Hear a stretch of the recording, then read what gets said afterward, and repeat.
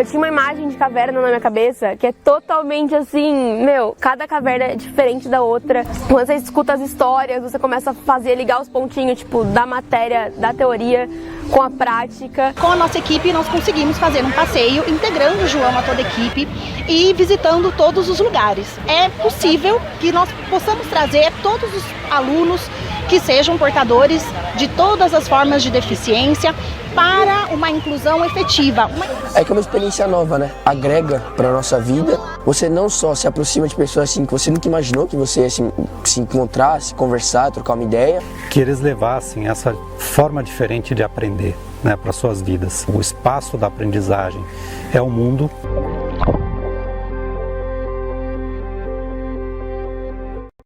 Sejam bem-vindos a Somos Educação. Estamos prontos para fazer sua escola crescer e se destacar no mercado. Nosso time de educadores, neurocientistas e especialistas em tecnologia tem a missão de compreender os aspectos que ditam a aprendizagem e propor soluções baseadas em evidências comprovadas cientificamente. Tudo para que os seus alunos aprendam mais e melhor. Seguimos investindo fortemente na transformação pedagógica e digital das nossas escolas parceiras. Quer conhecer mais a fundo as nossas soluções educacionais e entender quais delas conversam diretamente com os objetivos e a realidade da sua escola? Acesse o nosso site.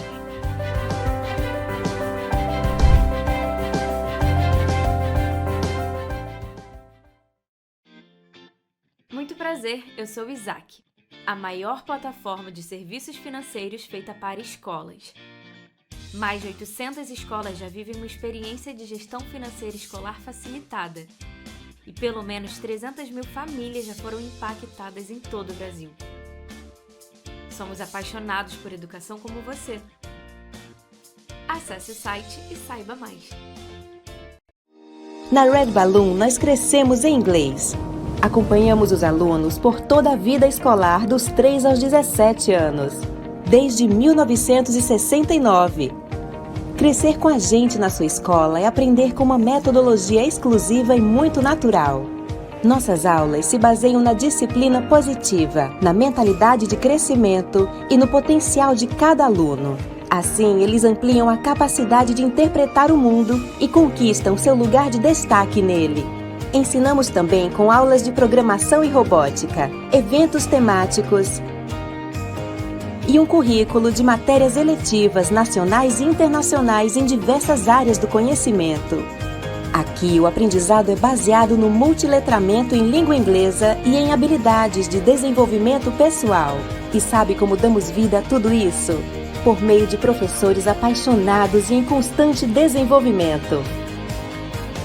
É hora de crescermos juntos!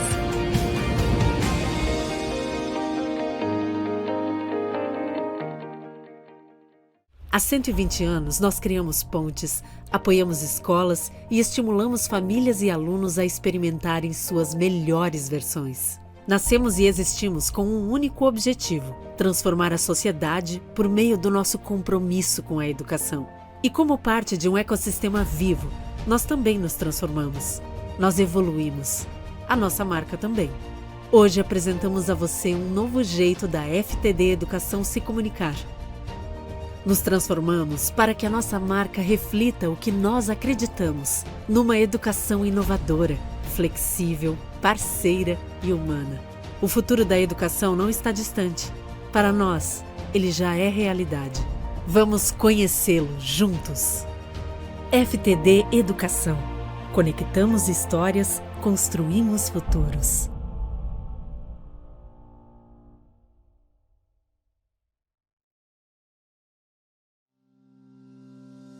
Quando o assunto é educar, a criatividade é a escolha certa que transforma sua escola hoje e o amanhã dos seus estudantes. Conheça nossas 2 iniciativas pautadas nos conceitos da aprendizagem criativa e em seus pilares: projetos, paixão, pares e pensar brincando. Programa de aprendizagem criativa, dos 3 aos 14 anos, curricular, transdisciplinar e ancorado na BNCC. Hora da Invenção, de 4 a 12 anos, extracurricular e com desafios criativos, Design thinking e mão na massa. Investir em criatividade é garantir diferencial de mercado, motivando os estudantes, engajando educadores e encantando as famílias. Potencialize sua grade.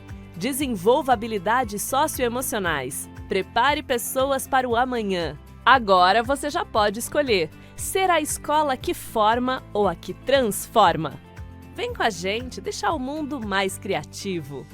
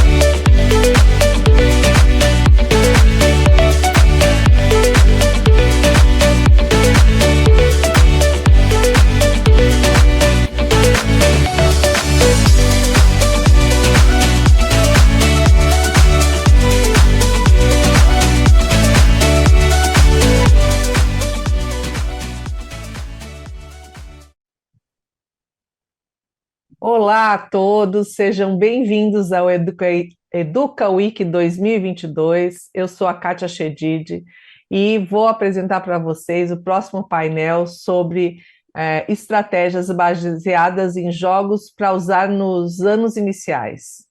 A Educa Week é um oferecimento da Isaac, Somos Educação, Red Balloon, FTD, Faber-Castell, ITEDUC e SD Student Travel. E para darmos sequência, gostaria de convidar meu amigo querido Tiago Eugênio, fundador do Aula em Jogo. Ele vai falar mais para vocês. Aqui embaixo tem um QR Code, vocês podem ver, com a programação de toda a Educa Week. E não deixem de compartilhar com seus amigos aí o link do YouTube para ouvir agora o Tiago ao vivo, gratuitamente. Prazer ter você aqui, Tiago. Bem-vindo. Oi, Kátia, tudo bem? É um prazer estar aqui de volta. Vamos então começar o segundo painel com as estratégias, né? Deixa eu fazer aqui o compartilhamento de tela. Estratégias baseadas em jogos para usar nos anos iniciais. Tá certo a minha tela aí? Vocês estão vendo bem? Agora sim. Agora sim, né? Vamos lá, esse é o nosso segundo painel, são 4 painéis durante o dia todo. Então, vamos lá, vamos começar. Eu começo sempre, gente, falando um pouco sobre a BNCC, que é o documento norteador, né, enfim, da educação básica. E eu vou apresentar rapidamente aqui para vocês a estrutura e seus objetivos da BNCC dos anos iniciais, no fundamental, tá? E a ideia depois é ver como linkar isso com um recurso que eu vou apresentar para fazer a avaliação e a intervenção, pensando no desenvolvimento pleno das habilidades preditoras da alfabetização, tá? Já que o grande objetivo da BNCC, qual é o ponto de chegada da BNCC nos anos iniciais? É a alfabetização, tá bom?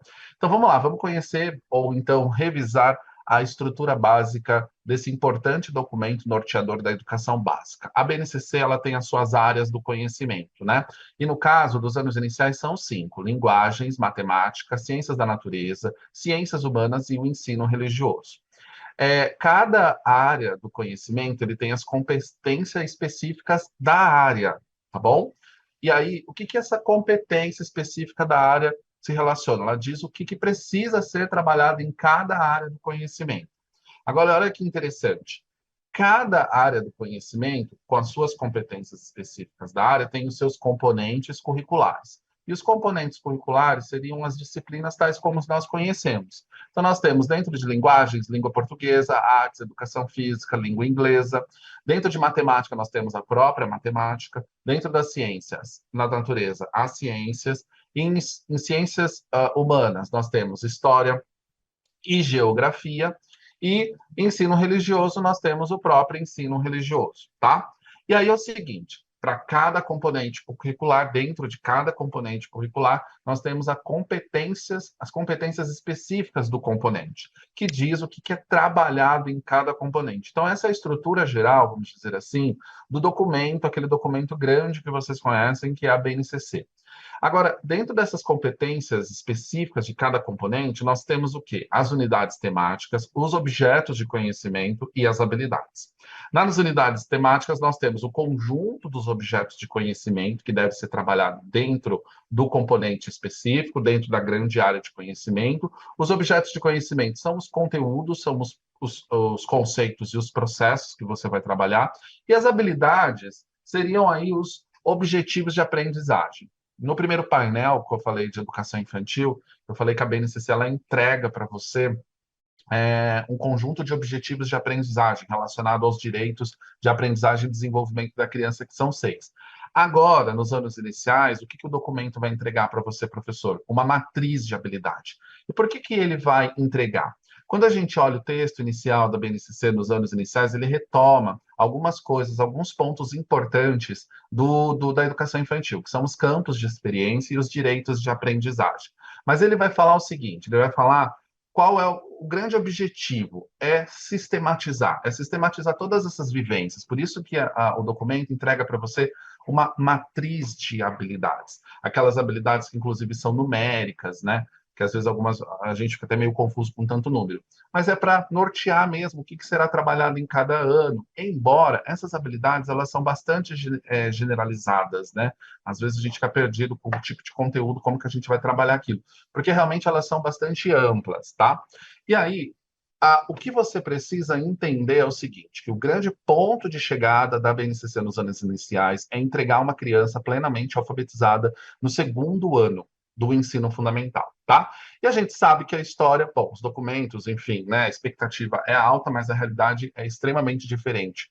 Os últimos exames nacionais, Provinha Brasil, enfim, mostram um déficit muito grande das crianças em alfabetização, né, em leitura, na compreensão de senso numérico, de habilidades básicas de matemática. A gente tem uma piora desse cenário com a pandemia e, enfim, e os desafios eles vêm cada vez ficando maiores, né? Maiores para o professor que alfabetiza, maior para o professor que pega a criança lá no Fundamental 2 e que tem que dar continuidade, às vezes ele não consegue porque falta realmente trabalhar habilidades mais básicas, né? E o que eu quero aqui falar para vocês um pouco nesse painel é como que a gente pode utilizar os jogos e um processo de gamificação, uma aprendizagem baseada em jogos, as estratégias desse guarda-chuva, vamos dizer assim, para fazer uma avaliação, tá? Uma avaliação psicopedagógica da criança e uma intervenção, toda baseada em jogos. A gente tem que pensar o seguinte, que a BNCC, ela entrega bastante coisa, mas ela é bastante focada nas competências e em conteúdos escolares. E a gente sabe que, para além dos conteúdos, muitos daqueles dos quais nós trabalhamos em sala de aula, a alfabetização, ela se relaciona com outros processos cognitivos, não aqueles só abordados, aqueles funcionais abordados na BNCC. Ele se deve, enfim, a alfabetização, ela depende muito, por exemplo, do funcionamento das funções executivas, né? Do que nós chamamos de funções executivas. E quando a gente fala de funções executivas, a gente tem que lembrar, por exemplo, da memória operacional, a gente tem que lembrar da flexibilidade cognitiva e a gente tem que lembrar de habilidades de planejamento por parte da criança. Então, essas habilidades, muitas vezes, a gente trabalha de uma maneira assim, de uma maneira, como eu posso dizer, não tão intencional quanto outros conteúdos, quando você vai trabalhar, por exemplo, com os animais, com as cores, com, sei lá, com as placas de trânsito, mas você acaba trabalhando porque faz parte da vida mesmo. Mas é importante olhar para isso e ver, por exemplo, se a criança tem uma atenção sustentada interessante, sustentada mínima, para fazer a leitura de um parágrafo, se ela tem a flexibilidade cognitiva para entender que casa pode ser, né, a palavra, o vocábulo casa é compreendido composto por 2 fonemas, esses 2 fonemas podem ser utilizados em outras situações para criar novas palavras. Ela tem que compreender, por exemplo, que existe, eu vou falar de um princípio, o princípio de comutatividade, que é, por exemplo, que o número 10 é formado de diferentes formas, né? Você pode formar 10 somando 5 mais 5, mas também você pode somar 7 mais 3, você pode formar o número 10 somando 5, 2 mais 2, mais 2, mais 2, mais 2. Você tem que... E isso depende desses processos cognitivos que muitas vezes a escola não avalia, o professor não presta atenção nisso, e a gente sabe que essas habilidades são super importantes como preditoras de uma boa alfabetização, tá? Então, também tem uma outra questão importante dentro das funções executivas, que é o controle inibitório, né? A criança, ela precisa compreender, por exemplo, que ela precisa aguardar a vez dela para falar, esperar o outro para não falar junto, principalmente em relação ao professor. A criança, ela precisa saber organizar os seus materiais escolares, ela precisa organizar sua mochila, ela precisa fazer um planejamento na organização do material que o professor solicita, ela precisa saber fazer uma organização mínima no seu caderno em relação aos registros que ela faz, que ela toma da lousa que o professor prepara, ela precisa entender normas, convivências mínimas de respeito e civilidade dentro de sala de aula, ela precisa se conter dentro dos seus impulsos, dentro das suas emoções, dentro dos seus desejos, e isso depende muito dessas funções executivas. E o que eu quero trabalhar, o que eu quero mostrar aqui para vocês? Que hoje a gente tem uma ferramenta que faz essa avaliação, essa ferramenta ela foi desenvolvida em parceria com a neuropsicopedagoga Anna Henneman, e eu vou mostrar para vocês assim, como que a gente faz essa avaliação e como que a gente utiliza a estética e jogos para fazer isso, tá bom? Então, quando a gente pensa no desenvolvimento pleno da alfabetização, que é, vamos dizer assim, o objetivo, o carro-chefe da BNCC nos anos iniciais, que é a alfabetização, né, como eu falei para vocês, a gente tem que pensar em várias dimensões, né, cognitivas, vamos dizer assim, como que a gente faz o estímulo e desenvolvimento dessas habilidades. Dentro do programa que eu vou mostrar para vocês, nós temos, por exemplo, atividades voltadas exclusivamente para estimular, trabalhar e desenvolver habilidades relacionadas à memória. Então, eu tenho aqui uma dimensão, que é a memória, e quando eu falo de memória, gente, eu tenho vários tipos de memória, tá? Eu tenho a memória de visual reconhecimento, tenho a memória auditiva imediata, tenho a memória auditiva tardia, a memória visoespacial, super importante, a memória visual tardia, que o indivíduo, depois de alguns minutos, vai se lembrar das informações que ele viu anteriormente. Essa memória é super importante, por exemplo, quando você está lendo um texto, a memória operacional, né?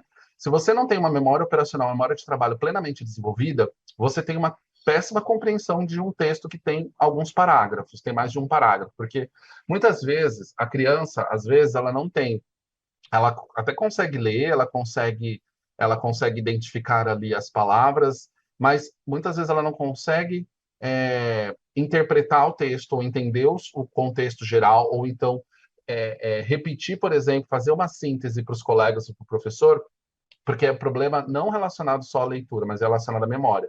Às vezes ela está no final do parágrafo, ela não se lembra da informação que foi no início, que ela estava lendo no início. E aí ela não consegue encadear essas informações. A falta de encadeamento dessas informações compromete, a compreensão geral do texto, tá? A gente precisa estar atento, sim, a esses tipos de memória, como fazer a verificação de algum problema específico de memória e trabalhar na intervenção com isso, tá? Memória, nós também temos, depois de memória, nós temos atenção, e olha aqui, é uma atenção, você vê que interessante, nós temos diferentes tipos de atenção, tá?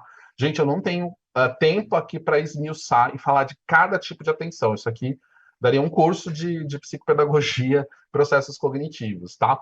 Mas eu tenho esses tipos, e a gente tem tarefas baseadas em jogos para fazer a verificação se o indivíduo está com uma atenção seletiva mínima, se tem isso desenvolvido, a atenção sustentada, a atenção alternada, o controle inibitório e a flexibilidade cognitiva, como eu falei para vocês anteriormente.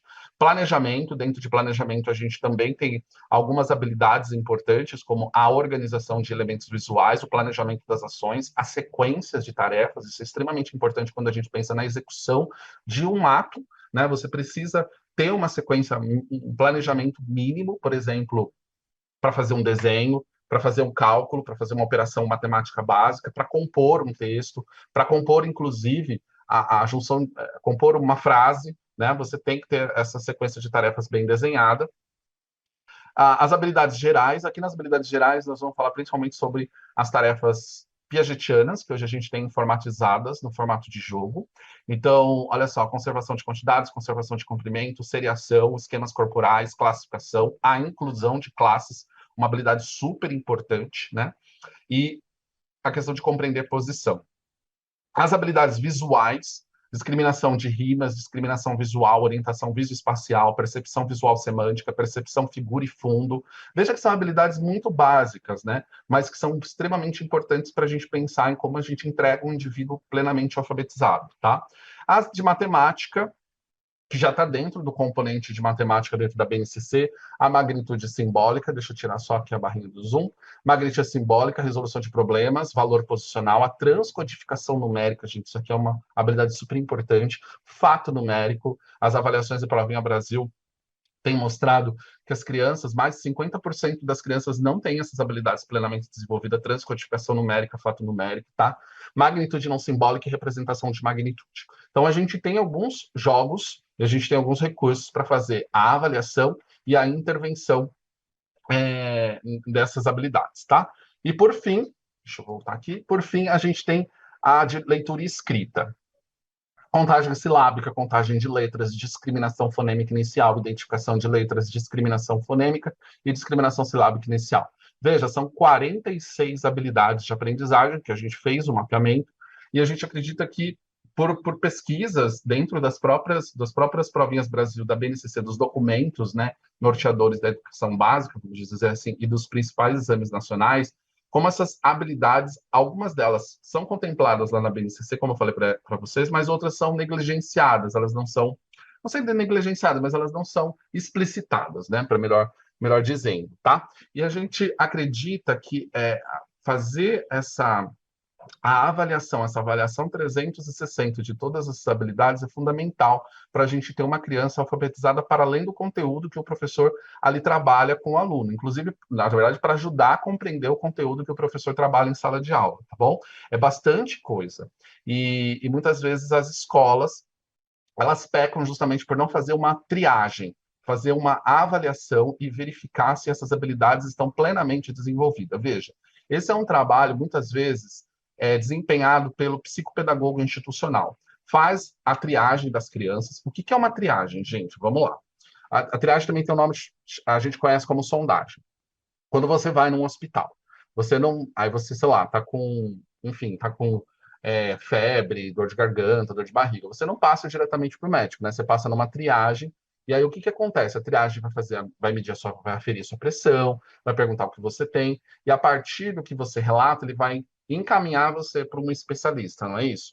Então, o que eu vou mostrar para vocês é o seguinte, a gente faz uma triagem dessas 46 habilidades, tá? Não entrega laudo, não entrega nada definitivo, faz uma triagem para o profissional, no caso clínico, ou para o professor que está dentro da sala de aula, verificar quais são as habilidades deficitárias. E aí, esse resultado vai ser importante para a equipe pedagógica planejar uma intervenção direcionada e personalizada para suprir as necessidades daquele aluno, daquele grupo de alunos em relação a essas habilidades identificadas. Isso é super importante quando a gente fala da identificação precoce dessas habilidades para evitar problemas futuros, inclusive aqueles relacionados à alfabetização, para impedir que um aluno, lá no segundo, no terceiro do ano, não esteja alfabetizado, não porque ele é um sujeito preguiçoso, porque ele é um sujeito que não quer nada com nada, porque ele é um sujeito que não gosta da escola, necessariamente. É porque, às vezes, ele tem problemas relacionados à atenção. E eu estou falando, por exemplo, de TDAH. Eu estou falando, por exemplo, de um TEA. Eu estou falando de um transtorno espectro autista. Eu estou falando, por exemplo, de alguns transtornos, de algumas dificuldades de aprendizagem que pode ser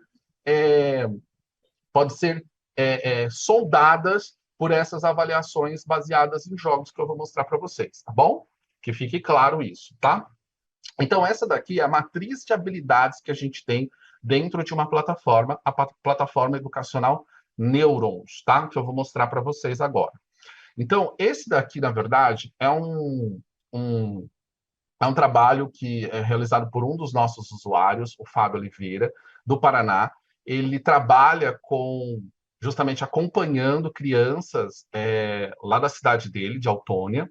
E o que ele faz? Ele utiliza os jogos para fazer a avaliação e a intervenção dessas crianças nas séries iniciais, tá? Vocês estão vendo diferentes jogos que a gente utiliza para fazer o estímulo, o treino da habilidade. Esse daqui é um jogo da Glia, é um dos nossos personagens, e é um jogo que trabalha consciência fonológica, tá? O que a gente faz? É um treino onde o personagem fala uma palavra e ele tem que fazer a identificação dessa palavra com os fonemas escutados, os fonemas repetidos, ditos por esse nosso personagem. Ele vai fazendo um trabalho justamente de consciência fonológica expandida a partir de desafios trazidos por esses jogos.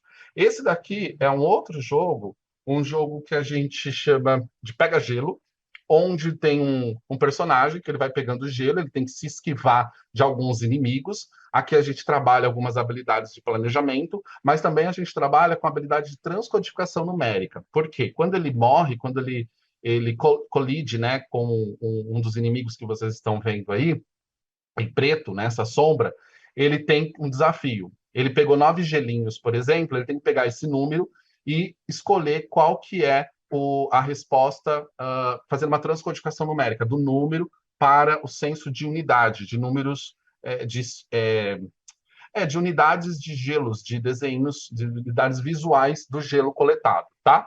E esse outro jogo se chama Maremática, é um jogo que um dos nêurons, o Axis, ele mergulha no oceano, e aqui ele está coletando números e símbolos das operações básicas, como multiplicação, soma, e aqui ele tem que fazer multiplicação, soma, divisão, enfim, ele tem que fazer cálculos matemáticos. Então, 6 dividido por 2 é igual a 3. Quando ele acerta, ele tem acesso a esse combo de estrelas, onde ele pode coletar, e, obviamente, ele finaliza a fase quando ele responde, né? Ele responde de forma adequada a todos os cálculos matemáticos e ganha, obviamente, quem coletar mais estrelas. Todos esses jogos eles são utilizados como recursos de intervenção, justamente para fazer o estímulo das habilidades que foram detectadas na triagem como deficitárias, que precisam ser trabalhadas, tá bom? Então, a gente tem uma biblioteca de jogos que foram desenvolvidos, serious games, a gente chama, tá?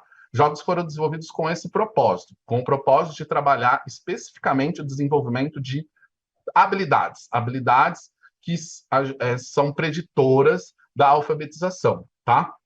Nesse site você tem acesso, então, ao Clique Neurons, e aí nós temos uma série de recursos lá digitais, todos eles baseados em jogos pensando nessas duas palavrinhas que eu falei para vocês, avaliação e intervenção. A gente também tem um storytelling, uma narrativa envolvendo esses personagens que vocês estão vendo, e um livro que conta a história dos nêurons e as joias do saber. Os nêurons são esses personagens, eles são monstrinhos alienígenas, e eles moravam no planeta, o planeta Neuron, que fica numa constelação de Viola. E aí o que acontece? Esses nêurons, eles têm os seus processos cognitivos regulados por algumas joias, as chamadas joias do saber. Acontece que nós temos aqui o nosso personagem, o Cortisol, ele rouba essas joias, pega um foguete e se manda do nêuron. E o foguete, ele tem um problema técnico que ele acaba, enfim, tendo que fazer um pouso de emergência. E qual é o planeta que ele vem parar? Aqui na Terra. Os nêurons, então, pegam uma outra aeronave, vem aqui em busca das joias do saber, e é esse o grande desafio que você tem que entregar para as crianças. As crianças, elas precisam coletar essas joias do saber. Para cada atividade que ela vai realizando, para cada jogo que ela vai concluindo, ela vai ganhando uma joia diferente. Joia da leitura, joia da atenção, joia da memória, joia da visão. Então, ela vai, vamos dizer, fortalecendo seus processos cognitivos. Esse é o processo de gamificação que a gente tem dentro do Clique Neurons, tá? Aqui nós temos a nossa Lina, a Glia, o Soma o Ravi, o Schwann, o Axis e o cortisol. E eu não sei se vocês perceberam, mas os nomes desses personagens, eles são neurocientíficos, tá? Todos eles se relacionam à unidade básica do sistema nervoso. Então, a Lina, ela é uma abreviação de bainha de mielina. A glia, as células da glia que faz o suporte à nutrição do sistema nervoso, dos neurônios, né, enfim. O soma, que é o corpo neuronal. O Ravi, são os nodos de Ranvier. As células de Schwann, representada pelo Schwann. E o axis, o axônio, que tem a perninha mais longa, olha só. E o cortisol é um hormônio, né, vamos dizer assim, que acaba estressando, é o hormônio responsável pelo estresse. E aí ele, vamos dizer, ele é um vilão, mas ele depois se mostra não tão como um vilão, porque a gente sabe que a ideia não é criar um pseudo-conceito. Isso que eu encontrei na internet sobre... Alzheimer, peraí, deixa eu ver aqui, ativou aqui o celular, desculpa.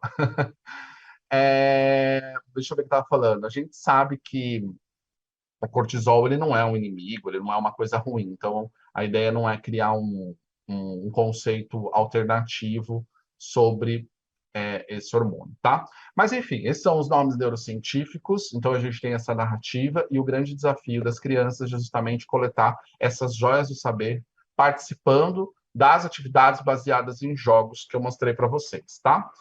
E essa daqui é a nossa plataforma.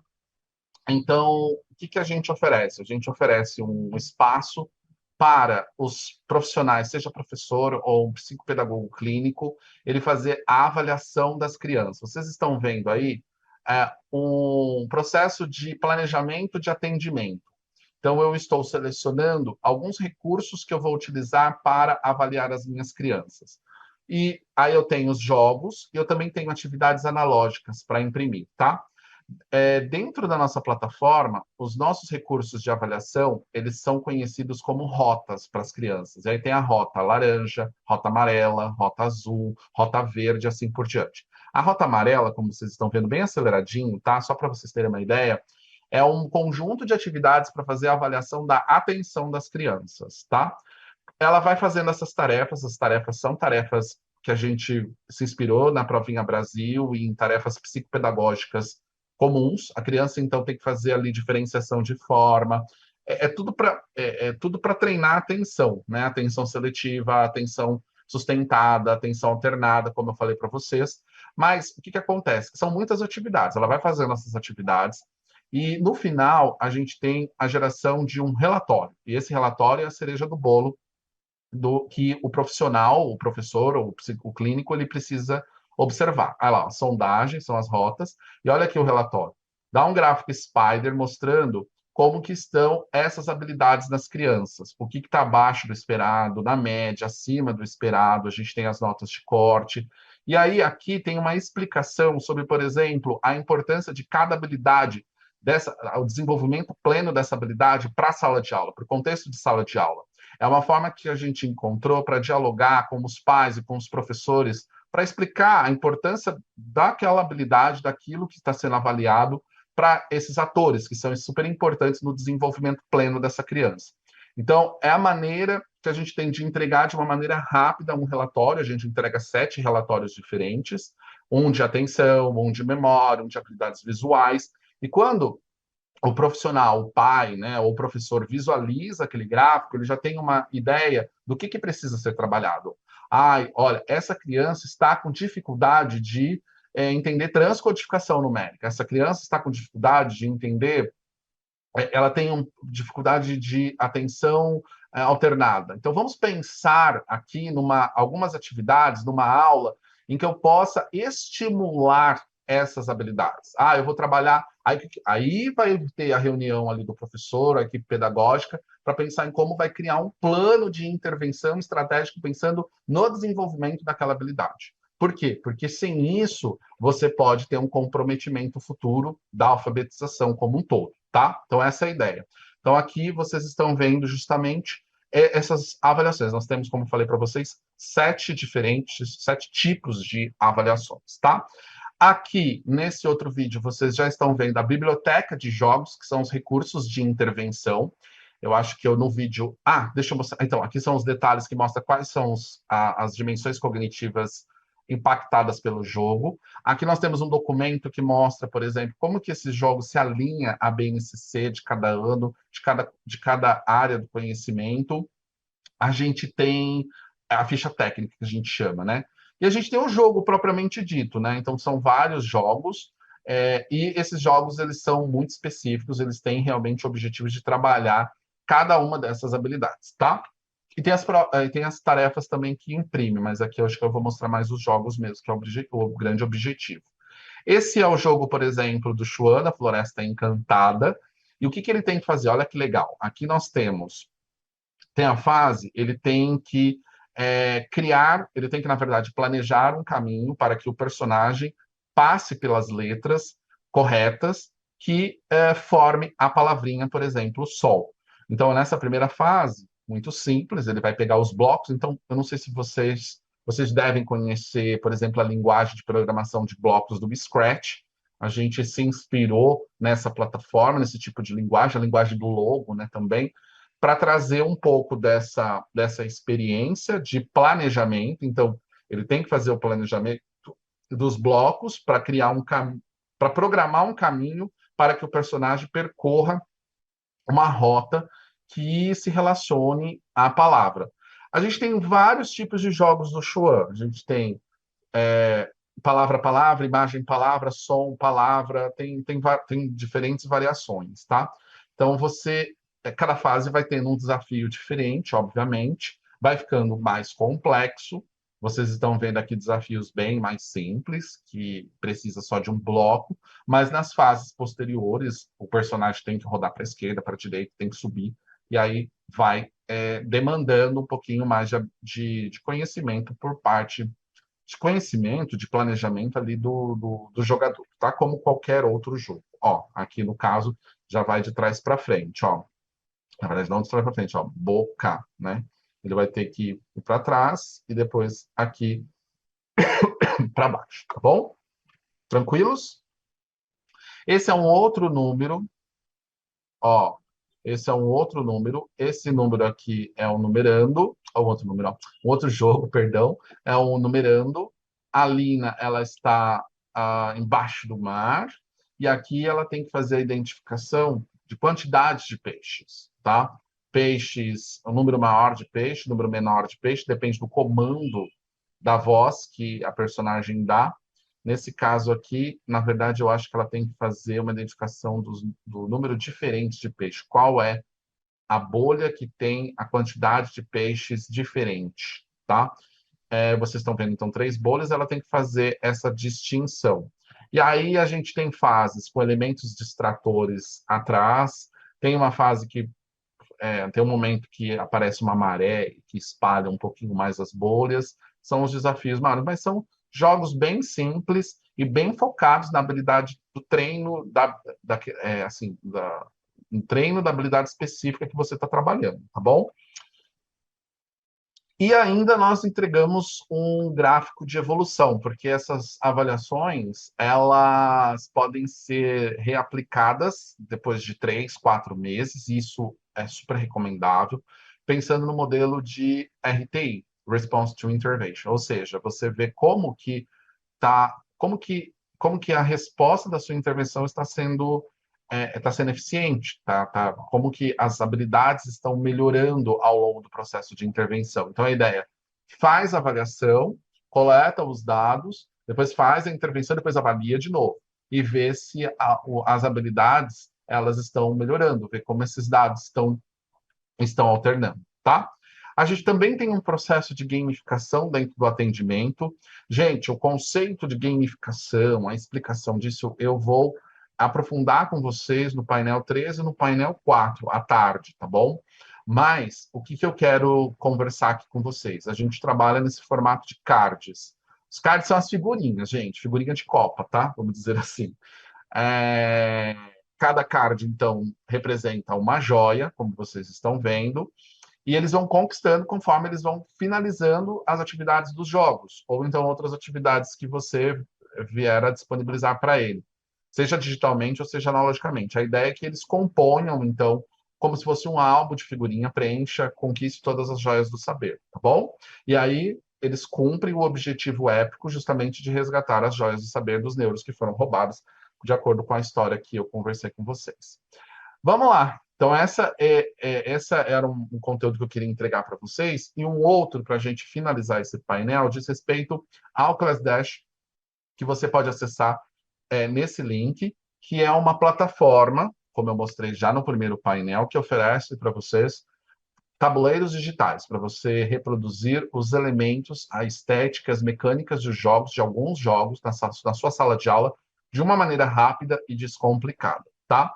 No primeiro painel, mostrei o Ludoskit, agora eu tenho a missão de mostrar algumas outras mecânicas e já ver como que você pode pensar em planejamentos de aula, utilizando, enfim, esses recursos para você levar essa ideia, essa estratégia baseada em jogos para dentro da sua sala de aula, tá bom? Esse gráfico eu também mostrei no painel 1, mostra um pouquinho para vocês como que foi pensado esses diferentes recursos, pensando em como que a gente pode reproduzir algumas dinâmicas de competição ou de colaboração em sala de aula e outras de controle e de liberdade. Quando eu falo controle, pensem, por exemplo, numa pergunta que demanda somente um tipo de resposta, no caso, uma resposta fechada. Por exemplo, qual é a capital do Rio de Janeiro? Né? Então, só existe a palavra Rio de Janeiro que seria correto, só existe essa possibilidade de resposta. Mas quando eu vou para a liberdade, eu já penso num pensamento mais divergente, eu penso em respostas que aceitam mais de um tipo de resposta, né, no caso. Então, como nós podemos combater as mudanças climáticas? Não existe uma maneira, existem várias maneiras, né? E aí a gente também tem alguns recursos, como, por exemplo, Batalha Naval e Pandemia, que pode ser trabalhado mais nessa linha, tá? Que você não tem um controle sobre a resposta, sobre o que o aluno vai responder. Ao contrário desses outros recursos que estão mais situados aqui, que são, vamos dizer, mais interessantes para trabalhar com respostas mais fechadas, tá bom? Esses aqui, esses tabuleiros, eles vamos dizer, eles incentivam uma dinâmica mais competitiva, enquanto esses outros aqui incentivam uma dinâmica mais colaborativa. Muito bem, aqui nós temos um vídeo mostrando para vocês um outro tabuleiro do ClassDash, que é o Zumbi Dash, onde você reproduz as mecânicas de Plants vs Zumbis na sua aula, tá? Você tem, então, um conjunto de plantas, os alunos representam, cada grupo de alunos representa essa plantinha, e a ideia é que eles cumpram atividades, tá bom? Cumpram essas atividades, para quê?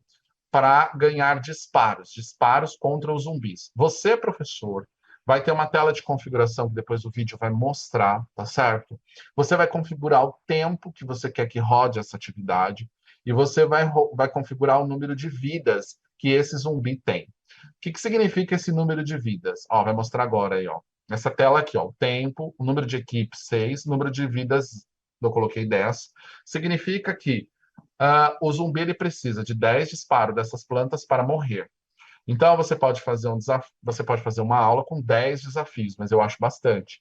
Ou então, cada desafio cumprido, o grupo recebe 2 disparos. Aí, no caso, ele precisa cumprir 5 desafios para eliminar o zumbi.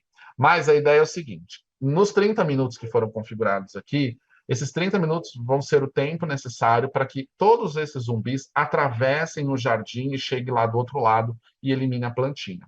Então, a ideia é que o aluno, nesses 30 minutos, performe e realize todas as tarefas que você entregar para eles.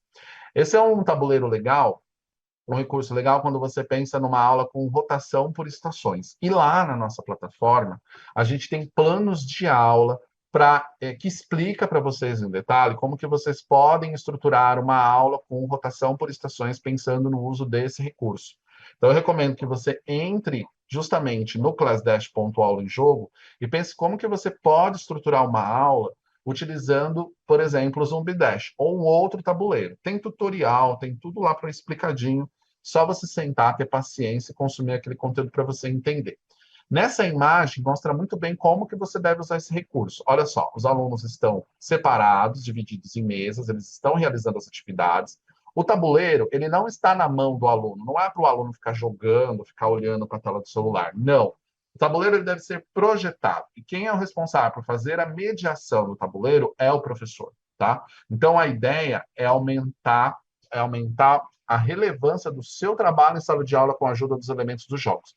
Eu, quando desenhei esse projeto, eu estava pensando em como os alunos olhavam para mim, como professor.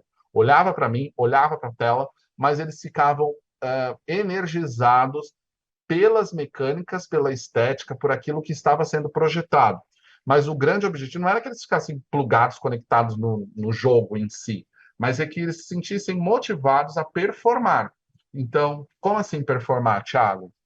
Vai depender da atividade que você disponibiliza para eles, seja organizar algumas imagens que estão dispostas na mesa, como, por exemplo, aqui, fazer a leitura de um texto, uma discussão, fazer uma pesquisa, responder um formulário, participar de alguma atividade que você, sei lá, fazer um mapa mental, alimentar um Padlet, enfim, aí é com você estrutura as atividades. O tabuleiro ele serve para fazer só o quê? Fazer a conexão entre os pontos e dar um senso maior de progressão para os seus alunos, tá? Eu vou mostrar aqui, para a gente já finalizando o nosso painel, alguns exemplos de planos de aulas e alguns relatos, acho que eu trouxe um relato da professora Tássia, para tangibilizar um pouco como funciona isso, tá? Esse daqui é um plano, embora seja para o ensino fundamental 2, sétimo ano, é claro que você pode fazer uma remixagem e trazer os conteúdos pertinentes às séries iniciais sem problema nenhum. Ela está utilizando um dos nossos tabuleiros abertos, que é o Hero Dash, que permite você reproduzir uma batalha colaborativa, tá? Dos alunos para eliminar um chefão, tá bom? Então, ela fez isso para gamificar a correção de atividades. Então, ela fez lá os deveres, deixou os deveres de casa para os alunos fazerem, os alunos, eles realizavam, e quando eles voltavam, eles participavam dessa interação. Vamos ver a experiência que a Tássia trouxe e compartilha com a gente. E a metodologia ativa, ela anda junto. Uma sala de aula invertida, uma rotação por estações, tudo isso a gamificação permite a gente fazer de uma forma melhor, né? Com certeza, Tássia, com certeza.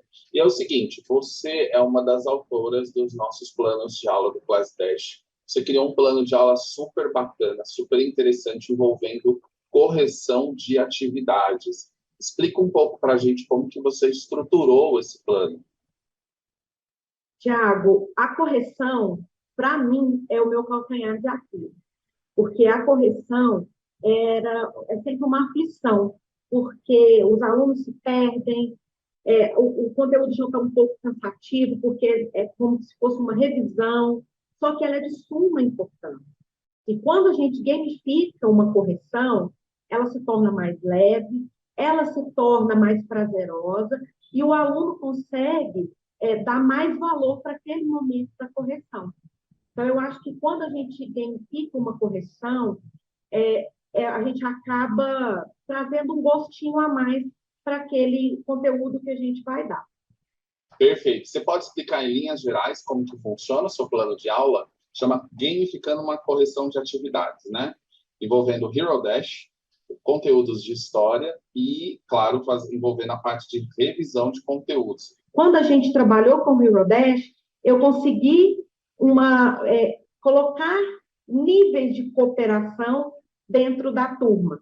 Então, a gente saiu um pouco da nossa temática ali das habilidades próprias de história e a gente foi para o lado socioemocional, que é o que da inteligência emocional, que a gamificação trabalha belíssimamente. Aí, a gente conseguiu pegar os alunos trazendo as suas atividades prontas de casa, corrigidas não, preparadas, feitas.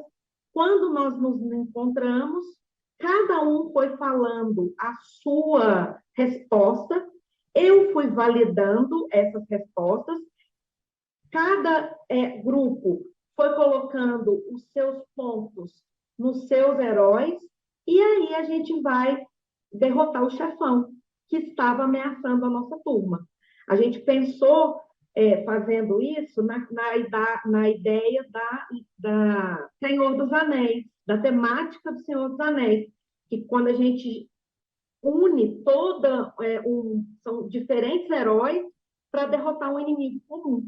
A sala é assim, nesse momento, vários alunos com diferentes habilidades para derrotar um único vilão naquele momento ali. Então, foi bem divertido, foi bem legal o nosso uso do Hero Dash nesse momento. Legal, né, gente? Muito bacana aí o depoimento da professora Tássia, professora de História, tá? De Belo Horizonte, maravilhosa. A gente também tem outros planos de aula. Esse aqui, alguém ficando uma aula sobre vacina, como Batalha Naval. Batalha Naval é um outro template também que ajuda, reproduz as mecânicas que acho que todo professor conhece, que é o de Batalha Naval mesmo. E fica aí a sugestão para vocês entrarem na plataforma, tá? class-aulenjogo.com.br, para buscar esses planos de aula, dar uma lida e ver como que você pode estruturar diferentes tipos de aula utilizando esse recurso, tá? Isso que é o mais importante. Pensando aí, no caso, como que você pode utilizar esses tabuleiros no processo de alfabetização, tá? A gente não tem planos de aula ainda para Fundi 1, mas deve sair em breve, tá bom? Na verdade, acho que tem um ou dois planos, sim, para Fundi 1. É só lá dar uma procuradinha que você vai encontrar, tá? E se você quer realmente agora conhecer mais do uso desses tabuleiros digitais, a gente tem um curso que está super barato, R$19,70, que você pode acessar agora por esse link, bit.ly/levelup-90, ou então pegar a sua câmera do celular, colocar aqui nesse QR Code para você acessar a nossa página e conhecer o curso Level Up no País da Gamificação. Gente, é um curso todo inspirado no Alice no País das Maravilhas, como você está vendo. É um curso que tem todo um mapa, uma trajetória, uma jornada que você vai desvendando diferentes locais e vai descobrindo diferentes ferramentas, diferentes possibilidades para mudar a sua sala de aula com o uso dos jogos e da gamificação. Você vê, ó, eu estou aí de chapeleiro maluco e a ideia justamente é te convidar para você aprender a engajar os seus alunos e usar os jogos e a gamificação em sala de aula de uma maneira muito rápida e muito descomplicada. Vocês estão vendo aí a Alice caindo no buraco, ela cai no buraco na toca do coelho e ela vem parar no país da gamificação. Olha o país da gamificação, que lindo, gente. Então, tem várias áreas, várias regiões, e cada módulo a gente vai entregando a explicação e estratégias para usar esses recursos que eu mostrei para vocês.